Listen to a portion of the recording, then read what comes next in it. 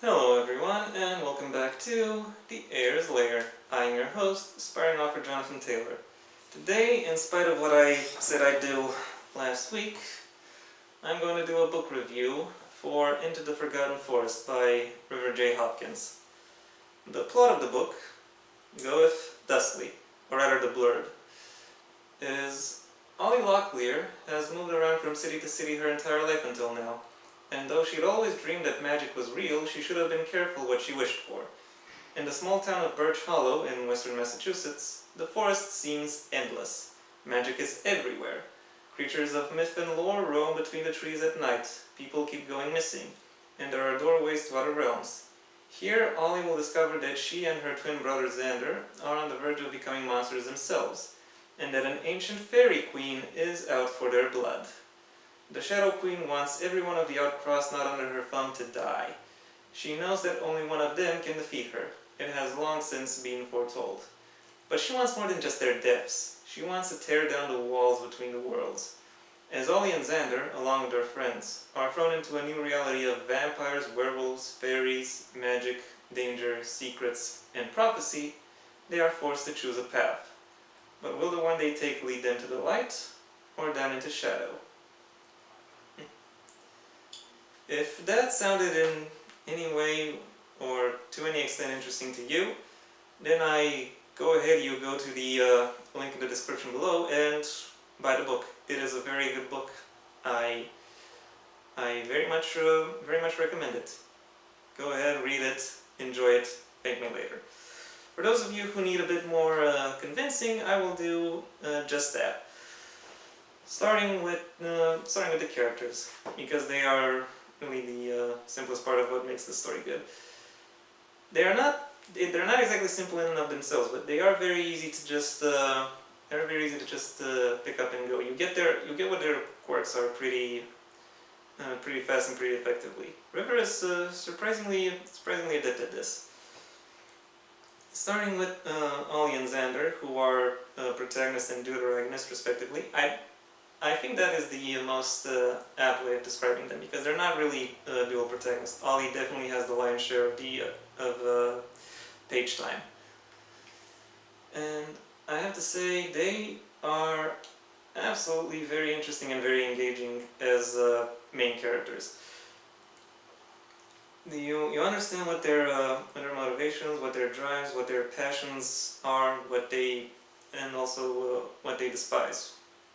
What they find interesting and what they find less appealing. And all these informations really inform their bond, really inform the way they interact with each other, and also the way they interact with everyone they know. It is very interesting to observe. The other characters are similar. Whenever you see someone new, there is a little bit of a testing phase to where you can see whether or not and to what extent they can be trusted. However, eventually, once the pieces fall into place, I will say that the results are quite interesting and quite engaging. It makes for some great reading, if I can say so. And it's not just among the heroic faction. Even the villains are very well defined, very engaging characters. Again, in their own right. The Shadow Queen, for example, is she's never made out to be precisely misunderstood or anything like that. She's very unmistakably the villain. But she does have somewhat of a sympathetic backstory and motives that are easy to understand and relatable. And I could extend that to all the human characters and, hell, even to all supernatural characters as well. They are very interesting. What is less clear and takes a little bit of figuring out to do is exactly which character is interested in which goals.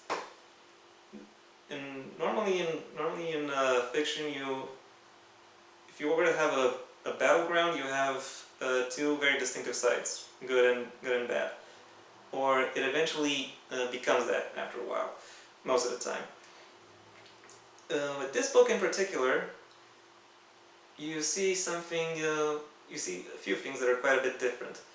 Because first of all, you don't really have two distinctive sides, or you don't really even have more than two distinctive sides. You don't really have any distinctive sides, at least not in the beginning.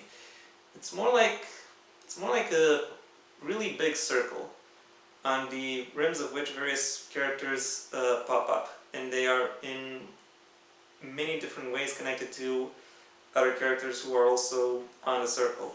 And it is up to you, the reader, to find out, well, what is their connection? How are they related? And which connection will tug in which way in order to, and what will the results ultimately be? That is something for you, the reader, to figure out. And I will say she doesn't exactly leave the reader high and dry. There are plenty of clues, and there are plenty of indications that guide the reader to the correct conclusion. River is surprisingly masterful when it when it comes to that. As for the actual world itself, well, it's actually very interesting. The city of Birch Hollow town of Birch Hollow in and of itself is quite interesting. You see how it does develop something of a character. You see somewhat of what the appeal of it is, but it is overall still remains generic enough, with a few key locations that form the exception. The other worlds, however, that the author builds are very interesting. They are based in Arthurian, or otherwise Celtic mythology, and she really shows her work when it comes to how she develops them. A lot of the characters are very archetypal, but they are refreshed in such a way that they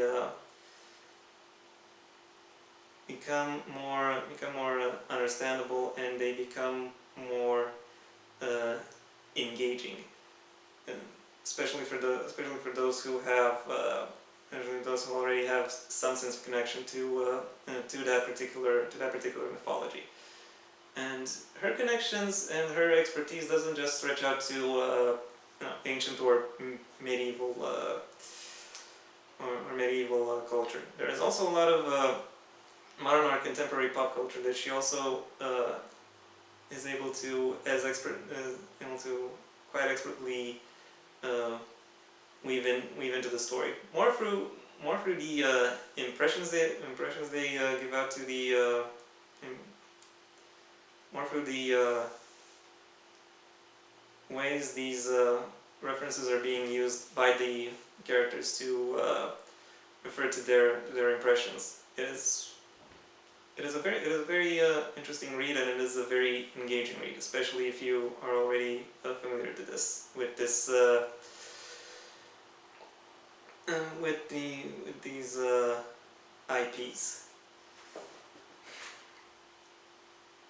Another thing that I found quite interesting was the way this story is structured throughout time, because there is a very definitive structure, but it is still nicely loose and vague and ambiguous. It's kind of like a game of Jewish geography, link in the description, only spread throughout time. So it's more like Jewish chronography. As in, there is a distinctive now, or there is a distinctive present setting. However, there are a whole lot of callbacks to a lot of past times, like. And they are always referred to as a month ago, a few years ago, or a few centuries ago. It's ultimately quite engaging, and it helps make the story seem more timeless, more free-flowing. It's woven rather than assembled. If that makes any sense. That being said, is there anything about this novel that doesn't work? Well, I kind of have to call the author out for pointing out how I am an old man, even though I'm only 28, because there is a character here who uses a lot of teen speak. Don't get me wrong, the characters are supposed to be teens, so some level of teen speak is to be expected, but there is one particular character who spouts teen speak with literally every single line that comes out of her mouth, and I constantly cringe whenever it comes out of her. It no longer seems relatable to me. It no longer seems like, wow, this is a character I want to read about. No, after a while I was like, just say your thing. Stop. Stop. Just stop. So yeah, I got put on blast from that point of view. This book also does something that I find a bit weird, which is the fact that the author confirms that one particular mythology exists, and is real, but there are other mythologies that there are also some stories about. So, are other mythologies adaptations of this one that exists, or is this or what's the deal? How did these mythologies come out if this is the only one that exists? Is this mythology does this mythology manifest only in a certain place, and everything else has been left out and therefore developed its own? Why? That's kind of the question I always have when it comes to stuff like this. And one thing that I will, however, give River some flack for is the ending. Like I said, this is the first book in a series. The other books haven't come out yet, and there are a few ways you can deal with writing the ending in this case. You can either have the natural ending of the story take place 1 or 2 chapters before the end of the book, and then use the last 1 or 2 chapters of the book to